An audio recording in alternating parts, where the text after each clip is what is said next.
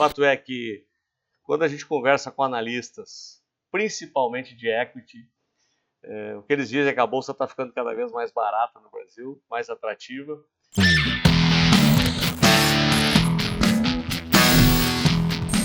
Olá, amigos e amigas da Focalize, sejam bem-vindos aqui ao nosso bate-papo da sexta-feira, espaço onde tentamos decifrar o que foi de mais importante na semana e teve influência sobre os mercados e, ao mesmo tempo, também tentamos projetar já algum tipo de movimento relevante para a próxima semana ou para as próximas semanas e, dessa forma, tentar ajudá-los aí na visão sobre os mercados. E, mais uma vez, uma semaninha cheia de informações essas bastante relevantes, especialmente a notícia vinda ontem do Silicon Bank, né, o banco mais importante do Vale do Silício em relação às startups, que deu sinais de insolvência e hoje, surpreendendo todo mundo, já houve a liquidação do banco.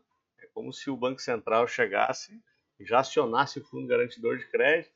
Lá nos Estados Unidos, a exemplo daqui que nós temos R$250 mil de proteção por CPF e por ativo, lá são $250 mil, mas o suficiente para causar um certo estrago. E eu digo isso de forma bastante frequente, seja aqui nos nossos vídeos, seja durante as nossas mentorias, que geralmente o escudo vem de onde não se está enxergando.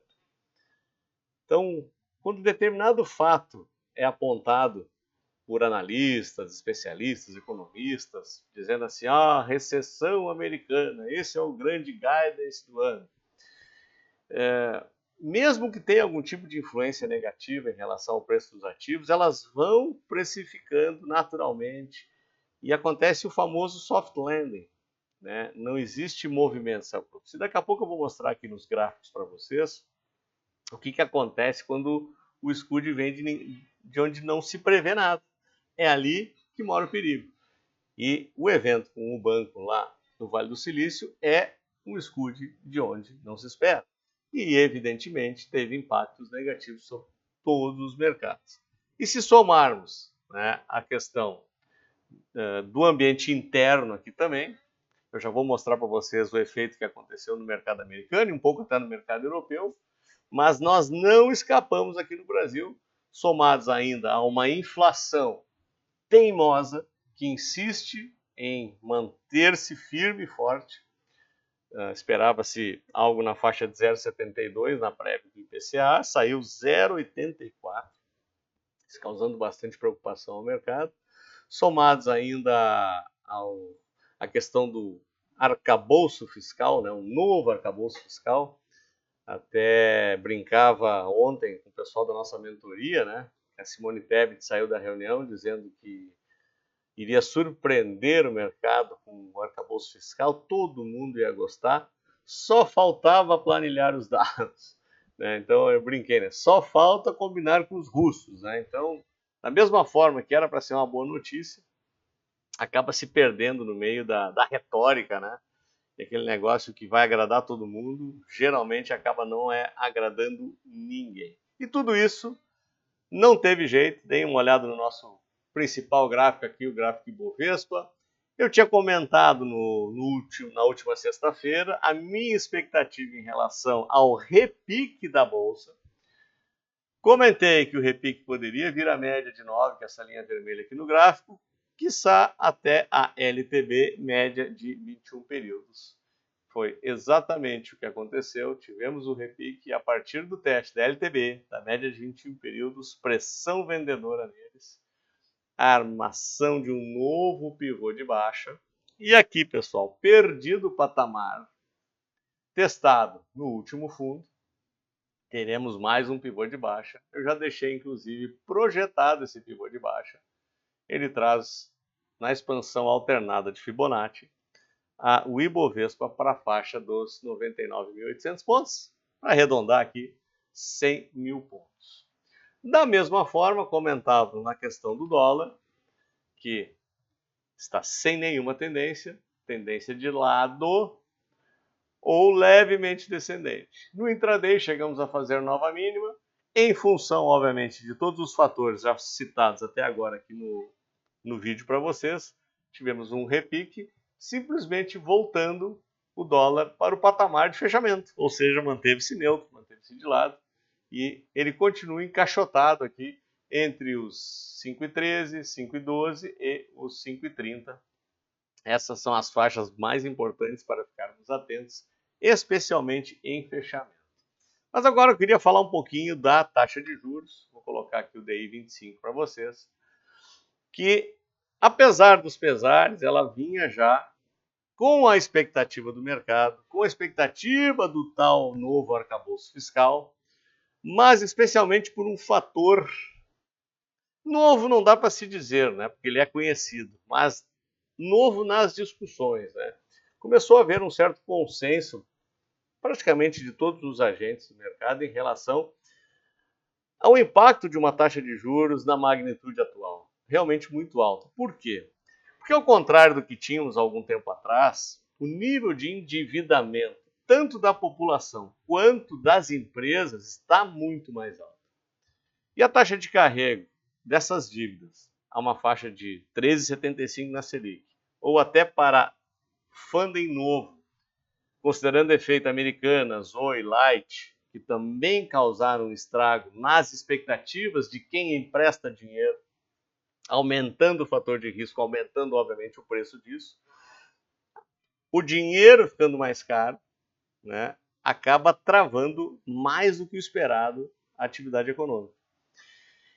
Baseado nisso e até na possibilidade do que a gente chama de juro neutro no Brasil, e nesse momento a diferença entre Selic e a inflação, ou alvo de inflação, está acima do juro neutro, já se ventila a possibilidade de baixarmos a taxa de juros, ainda dentro de 23, para não matar o doente. Né? E isso acabou, obviamente, puxando a expectativa e a taxa de juros para baixo. E no DI, tirando hoje, né? Hoje é impossível não ter sofrido esse repique. O mercado começa já a projetar uma taxa de juros mais baixa. E vamos colocar o DI 24 aqui para vocês, porque o DI 24 projeta a expectativa mais curta. E olha só, a gente já trouxe abaixo dos 13. O que significa nisso? O mercado está apostando, ou começou, ao menos na média, a apostar na baixa de taxa de juros. E aqui, pessoal, não tem nada a ver com pressão do Lula, pressão do PT, pressão da Gleisi, discurso, bravatas, tudo que a gente já comentou aqui fartamente para vocês. Tem a ver realmente com um estudo técnico ligado à viabilidade do país, né? Nesse momento, uma taxa de juros desse porte só tem um beneficiário, ou alguns beneficiários, são os rentistas, que quem tem dinheiro se beneficia do dinheiro sem risco algum, parado, rendendo acima de 1%, num CDI, inclusive com liquidez. Então, são aquelas coisas que só existem no Brasil, ainda também, de um certo modo, favorecendo o carry trade, que é aquele dinheiro que tu pega mais barato lá fora, traz no Brasil, especula com a taxa de juros mais alta aqui, depois leva o dinheiro embora, e não é dinheiro de investimento. Bom, passado tudo isso, então tudo isso para dizer para vocês que a questão da taxa de juros, ela carece talvez de uma discussão ainda mais firme, mais profunda. E se o tal do arcabouço fiscal, que vai agradar todo mundo, segundo a Simone Tebet, sair efetivamente na semana que vem, vai ser apresentado para o Lula, e for algo crível, né, for algo executável, provavelmente essa expectativa do mercado aumenta, e a possibilidade do Banco Central de efetivamente baixar a taxa de juros, ela acaba nos ajudando. O mundo não está nos ajudando, deixa eu colocar aqui o que está acontecendo lá fora, né? Então, conforme eu mostrei para vocês na questão do efeito não muito bom da quebra desse banco no Vale do Silício, já montamos um pivô de baixa aqui no Nasdaq, S&P não está diferente, inclusive com mais intensidade, já testando o fundo anterior, talvez a gente já tenha uma expectativa aqui até de 3.700, 3.600 pontos no S&P. Europa não escapou, foi contaminada da mesma forma, já vai testando aqui o fundo anterior, apesar de estar numa situação um pouco diferente em relação ao comportamento dos preços, mas sentiu essa semana, sentiu com força. Mas isso aqui, pessoal, isso aqui chama muito atenção. E é o tal do Scud que a gente não sabe de onde vem. E ele geralmente acontece quando nós temos eventos totalmente inesperados. A última vez que houve uma subida dessa magnitude foi lá em junho do ano passado. Então olha só o que acontece aqui. A gente chegou no intraday hoje, chegar a 27. Isso aqui é prenúncio de coisa ruim. E por mais que possa melhorar o cenário interno, com um arcabouço fiscal crível, né, e algumas decisões dentro do nosso cenário menos piores, acaba contaminando. E aí, voltando para o nosso gráfico, voltando para o Ibov, deixa eu colocar o gráfico do Ibovespa novamente aqui para vocês, nós temos a possibilidade da formação desse pivô de baixo. E ainda a possibilidade de continuarmos tendo um pouco mais de pressão vendedora no nosso principal índice. Eu trouxe aqui algumas informações complementares para mostrar aqui para vocês. Deixa eu só colocar aqui o gráfico. Isso foi apresentado para nós recentemente num seminário com uma gestora. E aqui é só o efeito, né, da subida de taxa de juros no mercado americano em relação à inflação deles. Então, reparem, isso aqui é a escadinha da subida de taxa de juros e embaixo é o efeito sobre o núcleo da inflação. Reparem que já começa a cair e aqui é o alvo, né, aonde se quer chegar em termos de inflação. Então está começando a se aproximar.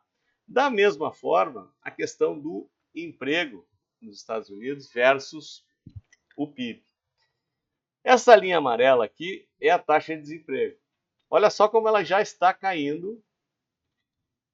Né? Saiu o payroll hoje com criação de 330 mil vagas, muito acima da expectativa. Isso aqui confirma esse dado, isso aqui é dado anterior, inclusive, à informação de hoje. E olha só o salário médio também, mais alto. E isso aqui é que o Jeremy Powell, no discurso dessa semana, enfatizou muito, né, que ainda o nível de emprego está muito firme nos Estados Unidos, os salários subiram e talvez isso esteja ainda mantendo o núcleo inflacionário ainda não com o efeito todo desejado em relação à possibilidade de baixar o ciclo de aumento de taxa de juros lá nos Estados Unidos. E ele falou, inclusive, de poder chegar a 6%. Isso também causou um certo desconforto nos mercados. Então, somados à questão do Silicon Bank ontem, realmente hoje houve muita pressão vendedora e talvez semana que vem a gente ainda tenha mais pressão vendedora e vai ter efeito sobre o mercado brasileiro, não tem jeito. Estou sentindo falta dos comentários de vocês aqui embaixo, né? Vocês colocaram o que vocês acham, se o que eu falei faz sentido, se a expectativa de vocês ainda é de continuidade de correção.